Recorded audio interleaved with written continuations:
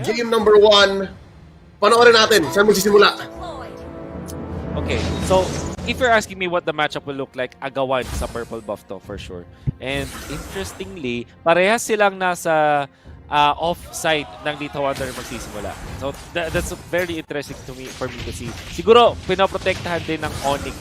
Kita mo, tinutulungan siya ng Akai. Kasi itong Cho plus Kagura sobrang bilis mag-rotate dito. Yep, and already pinasok na nga ng Cho and Kagura combo. That's Aqua and Light coming in. Masa sandwich dito, si Katipon, that's 3 members going for the answer and pushing them back. Medyo magastos yung rotation na yun, pero open para kay Karanto. So, even if he started in the offside, Wolf, nabanggit mo offside of the Little Wanderer, nasecure niya pa rin. Yeah. Sobrang saya ng mga gold laners sa mga matchup na, particularly from RSG. Although hindi ganun kaganda yung lane matchup ng Clint versus Carry. Obviously, Clint pa rin talaga yung nakakalamang sa lane na yan. The fact na itong si Primo, pati na rin itong si Greed ay parang nakatoka sila, naprotektahan itong si Lancelot. So medyo stuck sila dito sa may mid lane. It means na itong Carry ay magkakaroon ng true 1v1. Yep. Oh! Pumasok na nga si Demon Kite and threatening the kill of the Hatred. Inulang ng isang trigger and luckily enough, nakuha pa rin ni Gonzales ang kanyang purple. Yeah. You see, ayun na talaga ang strength ng Ring Fanny ngayon. Sobrang bilis na mag-take it. We always say na ang mga mabibilis kumuha ng jungle is in Lancelot ng YSS, but Fanny obviously dahil dun sa kanyang mga buffs ay sobrang bilis niyang makakuha ng mga buff. I mean buffs with the hero. At ang bilis niya makakuha ng kanyang mga jungle creeps and now nakapag-rotate agad siya. Buti na lang din ay nakaligtas na itong si Hatred. Otherwise, he's gonna lose control of this incoming turtle, if ever. But then again, since masyadong mabilis na nakuha yung purple ng Fanny, kailangan niya nang i-secure yung kanyang sariling purple niya. Yep, well timed. I think Hatred played the long game. Papasok niya si Demon Knight. Wala siyang purple. It's going to be a turtle secured for Onic PH. And sabi ni Karanto, guys, retreat. Wala akong purple. May shield sila. Lugi tayo dyan. That's a clear win for Onic PH. Yep, that's the way. Yung rotation na to nakita natin mula sa Onic Philippines. Parang ang target niya talaga is ma-secure yung first turtle. Kasi yung RC, ito yung parang dilemma. Parang pag sobrang bilis, uy, wow, nice moves from Iyak, no? Pag sobrang bilis mo kuha ng purple, minsan hindi ka abot sa turtle. Yep, and I think that result of the changes earlier na the like what 6 months ago, wherein the buff responds faster but it's a shorter duration. Matagal na tong change na to and I think that's what keeps Fanny in check. Quick first blood there, napaasim si Bimo, he spent his flicker and he faced the wrath of 3 members of RSGPH. So because of that, medyo humabod ng konti pero sobrang lamang na Onic. I just noticed, Wolf, they were what? 1-5, 2k ahead na pala, 3 minutes pa lang. Yeah, ang ina-assume ko dito nangyari is they got the turtle, tapos nakuha sila ng outer turret energy shields. If you're looking at the bottom lane, dahil lamang na lamang yung Clint versus this carry, na ubos agad yung outer turret energy shields at 3 minutes and they might even threaten for a push. Tapos na-zone out nila dito si Iakno. You can see Marky is level 6. Iakno is just almost level 5. So much pressure. Ipupush nila to, forcing out the flicker from Katipon. And now that's a pin down on the Demon kay Karanto. Hindi na kalaban. At ngayon, nagre-retreat na ang RSG Philippines. Onic PH, they came in, they got what they wanted. Wow. Such a brave act mula kay Demon Kite. Kaso nga lang, nandun yung Akai na handang-handa for that ultimate. At yung Onic Philippines nag-focus din sa pag-takedown ng turret muna so that they will have the maximum potential. And this means a lot more para sa Onic Philippines. 2.7k or maybe 2k ahead of RSG Philippines. Tapos nakuha sila Torres sa baba. They're also threatening for the next turtle. Actually, buff muna of Bimo. They'll be getting out. Yeah, Onic Philippines is truly going for their win condition na early stage. Yep. Nakita natin doon si Manaog in-attempt kunin yung crab kay Capasio. Pero yun nga, sobrang evident nung lamang niya sa bottom lane. And now, Greed! Sandwiched by 3. That's going to be a pushback by Trinchera. Light Katipon dashing on through. Masasandwich ba siya dito? And the answer is yes! Taken down here by Villar Esmeralda. Makakuha ng isang kill. Dito pa si Kenji. Aqua. Humabandil lang, humahanap. Hirap na hirap si Demon Kite. hindi niya mahanap yung gusto niyang magawa dito. Kanina, trying to steal the purple, nabitin ng isa, at siguro tumirik. What else can they do here? 5 minutes in, may konting bawi sa bottom lane. Kailangan nilang i-utilize itong Kagura as well as this Cho para makakuha sila ng mga early kills. Tulungan nila dito si Yakno so that Yakno will eventually get the farm. So far is level 6 tapos almost level 9 na itong si Super Marky. I love it. Maybe a new moniker incoming. Oh, Super Marky, that much closer to representing the Philippines, becoming part of the Sibol training pool. Now bottom lane, sobrang hirap, sobrang bigat ng trabaho ni Light dito. Kanina pa siya pumupunta dito sa bot lane. And I guess that's why they couldn't find the aggression. They couldn't find ways and now they're gonna start choking out Demon kahit na nakawin na ni Gonzalez ang purple buff ni Caranto. And there's a sandwich play! Aqua! Bursted down! Kinaman ng Hurricane Dance and Wolf. Sabi mo kanina, kailangan nila gamitin yung Kagura. Onic PH not letting it happen. They're forcing yung mga gatong mga clashes. So what I like about Onic Philippines and what they're doing right now is kinukuha nila yung mga melee objectives like that purple and Dilar. Nako! Hello! My old teammate! My God! Oh! Dilar's teammate.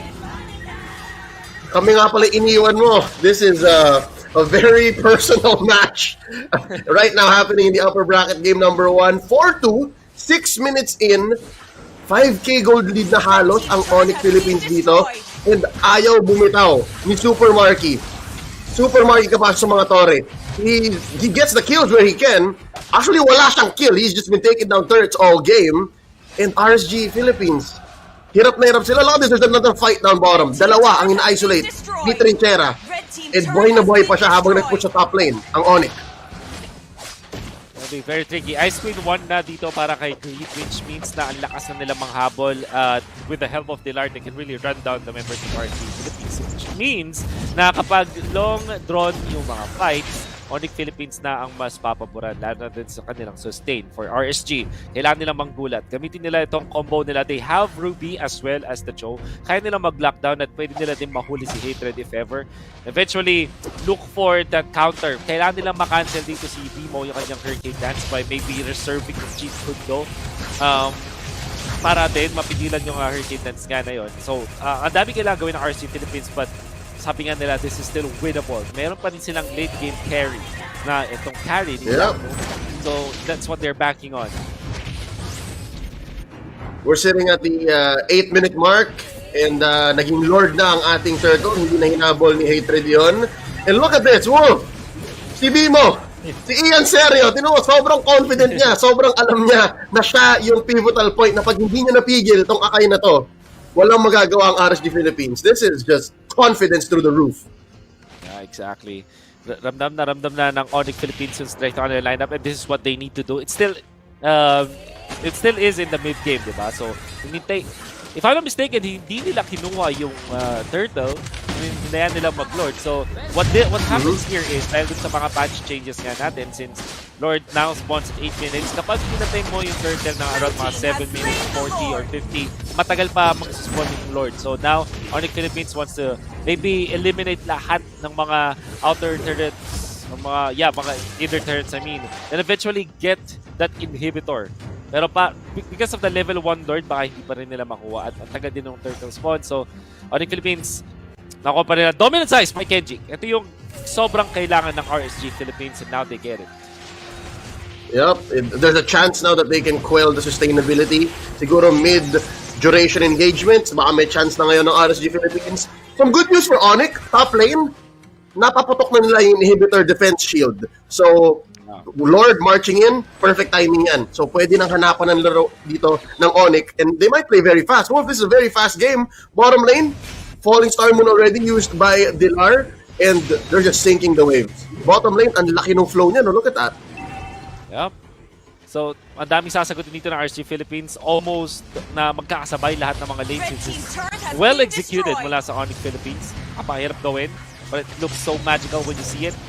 Now, three-pronged attack mula sa Onic Philippines. Masasagot yung bot tsaka itong mid lane. Can RSG defend how? Here we go.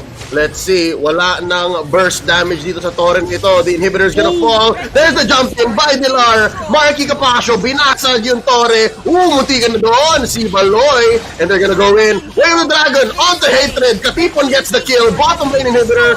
Still standing. Mid goes down. Lord. Madedepensan dito. RSG Philippines. Humihinga pa. Buhay na buhay. That was a good defense given the situation. Was it dalawang torre yung nakuha ng Onic Philippines for the death of Hatred? I think that's a good trade on their side for sure. RSG, It's a good trade. It's a great trade. Great trade, indeed. Siguro ang RC Philippines inisip ito okay lang. At least we still don't throw in the towel. Kaya pa rin natin. And we can see once again that the duel between Dilar as well as Yakno. Samantala dun sa may top lane, you see that jump from Dilarski. Knowing na meron siya Purify, sobrang tapang niya doon at hindi nga niya nagamit pa eh. But then again, nakakuha ng isang kill doon kay Hatred.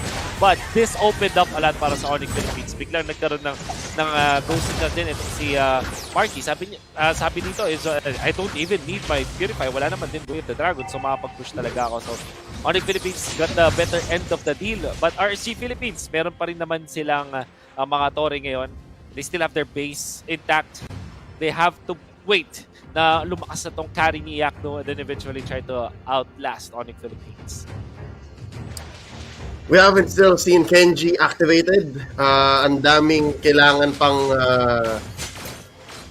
window na mahanap ng RSG Philippines. And the kill score doesn't say anything about it. 4-3, napakalapit, pero yung sitwasyon sobrang hirap. Almost 10k ahead ng Onic Philippines dito. The second Lord spawned him at hindi pa siya luminous. Ganun kabilis na nakuha ng Onic yung Lord dito. Ganun kahirap ang pinapasukang window ng RSG Philippines. Ito yung butas ng karayom. Ika nga na opportunity. So Yakno really has to find his way here. Wait lang, si Aqua mag-burst down. There's the final execution. Cornrows! Greed! Baloy! Ang tatapos kay Aqua. Hindi makaporma si Calderon. It's not the same Kagura he was playing yesterday. Unfortunately, hindi enough yung kanyang burst against Greed. And dahil nga meron pa rin ultimate doon, si Greed meron siyang Black Shoes. Na-outplay doon si Aqua na nag-try na mag-burst. And now, double Ice Queen Wand available para sa Onic Philippines. Rundown dun sa carry, rundown dun sa Ruby. It's looking really bad now para sa RC Philippines. But we'll see. Hindi pa rin kumukuha ng defense items dito si Yakno, and that's understandable. Ang hirap kasi makahanap ng farm.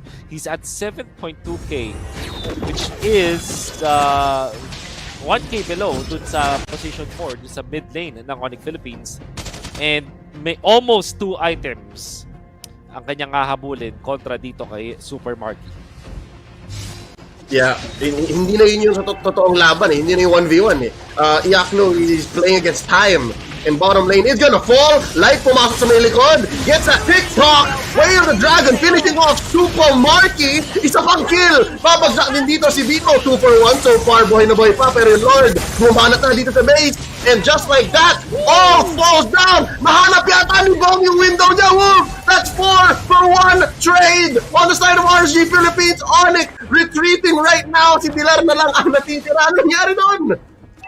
So many shutdowns mga kami na from RC. And to answer your question, we get to see it again. Ito yung TikTok play mula kay Light. Pinilit niya talaga and it was all well and good para sa RSG. And then Hatred trying to hit the base. Kaso na kill niya ay inaatake na siya. So he had to use his Thorn Rose against this Kagura. At unfortunately, dahil doon ay na-lockdown siya. May kita na nga natin, every time that Kenji is still alive, there's still a lot of control para sa side ng RSG. And look at that, Yakno kumakatina laban dito kay Dilar. I wonder kung ilan yung nakuha nilang gold after that. Oh no! Well, wait! Yakno in trouble. Natalo na at napasabugan. The shutdown to the shutdown. Baloyski pinabagsak ang kanyang dating ka-teammate from the original Onic lineup. Okay, Wolf, how much? They closed the gap from dati 10k, naging 6k na lang, tapos ngayon lumalaki na ulit, 7k. And this time around, I think Onic just really wants to end it. Hirap-hirap ng RSG, wala na sila nung kanilang glass cannon. Papagsak dito si Light, Immortality Pop, not before Marky goes first. So may isa pa silang kill dito. Aqua goes down, Hatred finishes him off. Sumasayaw-sayaw dito using those cables. Taranto sa pupunta. Oh. Demon Knight, so much damage! Whoa. Not enough sustain! It's coming from Genji, keeping the Fanny alive! The dream is still alive! At nandito na ulit si Iakno. Nag-respawn na siya. Ika dito Dilar! Oh, another jump in! Will he survive? No! Dilarski! Trinchera! Nabatay na naman muli si Iakno! Two attackers, two defenders on the side of both of them. Tag team match for this final push. Kaya ba ito ng Onic tapusin? They can't. Wala silang tower hitter. And also with the threat of Demon Knight na napakaganda ng performance in the last few minutes of the game. You see him na nakakuha ng magandang opening and Bimo can't find his own opening kasi wala pa siyang ultimate. So they had to wait for the Hurricane Dance. As much as Hatred tried to fight against RSG, hindi pa rin siya nakuhaan doon. And si Super Marky, halos makakuha na siya ng exit using yung flicker kasi pwede mong gamitin yung flicker. Pag na-time mo ng perfect, ng maganda, mapapalayo masyado yung wave of the dragon at mapapatulong pa sa'yo. However, RSG Philippines, masyado maganda yung angle ni Light. Kaya naman nahuli pa rin doon si Super Marky, which is brunt of the damage ng Onic Philippines. Yep, and I think RSG Philippines na-gets na nila. Back-to-back wins across the board. So ulitin lang nila yon, hahanapin nila yon. Nag-shrink naman muli ang gold lead ng Onic. So that means RSG Philippines, they're slowly getting equipped. Kanina, 6 or 7K. Ngayon lumit, naging 4K na lang. Under 4K gold lead for Onic Philippines. So may chance na talagang mag-contest ang RSG dito. They could get a Lord of their own. And finally push a tower, go for a lane. They're starting it up. Wait lang, si Light. No man's land for Felix, but they do pick off Marky. Calderon! Aqua! Ang tawag ni Renmar sa kanya. Get Super Marky down just like that. And already it's a 5v4.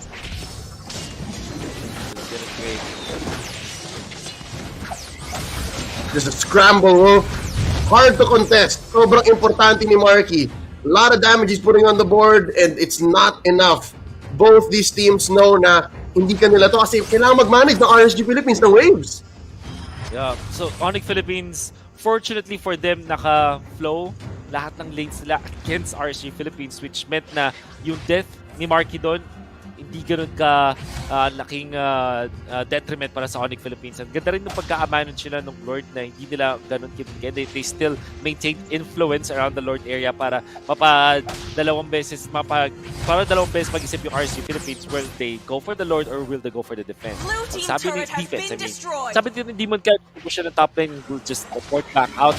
And now they have found Aqua. Ito yung mga hindi nila nakita kanina, so hinahanap na nila ngayon.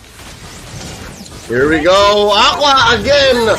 Bursted down by Baloy. Nasan yung Bawe? Pumupush across the board ng RSG Philippines. This is the perfect distraction that they need. And will finally Demon Knight get a purple? I can't see. Oh, I think he does have it. And now he's going for it. Takes down Greed. Hindi nakapag-purify away. Wala siyang black shoes. Whale the Dragon. On the Super Marky. Capascio falls. It's a 4v3. At tuloy pa rin ang laban dito. Still standing is the Lord. Mayroong retry both sides. Let's see. Kaya ba ito i-secure ng RSG? Tignan mo, umuwi si Demon Knight as he's back in action. Kasi na-secure niya yung purple, tapos ganun yung buff ng Fanny. Yep. Oh! And look at this. Bimo tries to go for the Hurricane Dance. Ang sagot, Phantom Execution into a Tornos. Popping the Immortality onto Caranto. Bimo gonna try to finish the job. Could not do it. Down goes the Panda. Popping the Immortality onto one. Tornros, kumatakbo na ngayon si Hatred. At tatapusin siya dito. It's just Dilarski, Trinchera. The only one left. Green the habol dito sa laban. And ito na naman si Demon Knight. Kala mo tapos na pero nakabalik na naman ulit with the cables. And I think it's enough. Dilarski is able to push back 3 members. Classic Dilarski things, pero napakaganda na para sa RC. Also, take advantage of their immortality. Kaya naman napaganda yung trade para sa kanila. Okay, G. Oh, ang hirap. It's the XP lane matchup really, just keeping both teams on the map, not letting go of this choke point. Exactly. I think at this point, you can favor RSG Philippines na. At 19 minutes, kapag nakakalamang din sila sa Immortality kasi Light still has Immortality, wala si Hatred, kakaubusan sa kanya, and Demon Knight also lost his Immortality, pero when it comes to just the raw amount of damage, lamang talaga yung RSG. Let's talk about that though. Flicker in, they just who came in first, pero nakita ko, hinila ni Kenji, na-stun, easy pick-off onto Greed. Not a chance again to use any way to escape. That's a -1. Wolf, ang tagal na. I mean, almost, hindi pa pala full-on TikTok timers, pero 30 seconds. 30 seconds, and so far, hindi pa rin nakukuha itong Lord na to. By the way, this is the buff Lord. Almost game ending kung sino makakuha ng Lord na to because of the recent changes ng kanyang enhancement at 18 minutes. Both teams, you can see, minavalue nila yung importance na yun. Hated having to pick up yung Athena Shield para hindi siya ma-burst down ni Aqua na kanina pa malaking threat sa Onic Philippines. And Dilar also picked up the Brute Force breastplate. Sobrang nakakalamang na yung RC Philippines sila. Nakailamang ng gold ngayon.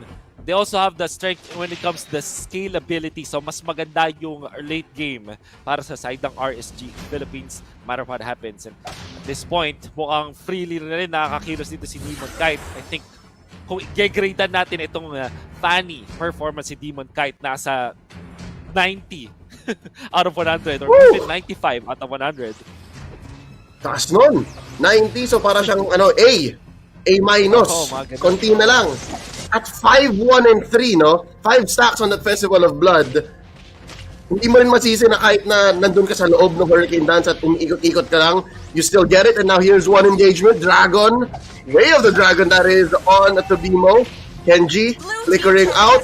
So not a good engagement for RSG Philippines. Kailangan antayin na makabalik dito si Villa. And hindi siya kasing bilis ni Demon Kite, obviously. Pero nakuha ni Demon Kite yung purple, right? Like, kaya niya umabol dito. Yup. At this point, ang gagawin ng mga Fanny, uwi, tapos balik sa lane. Conceal play. Abot ka. Yup, conceal play here. Check this out. Tatalo nandito, and that's going to be the Winter Truncheon. And that's going to be a puncture on through. Aqua finally goes down, and it may be just ruinous for RSG Philippines dahil caught off guard sila ng Onic Philippines. Clutch, conceal, play. Na-sandwich sila dun sa bottom lane, and now they only have Demon Kite and Light left.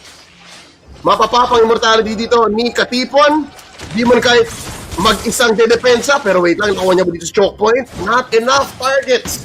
The cables can only get him so far. Waves can be managed, pero ang dami pa rin. 4 na membro ng Onic dito ang tatapos sa base nila. Onic takes game number 1. Man, great info gathering tapos decision making coming out from Onic Philippines in that last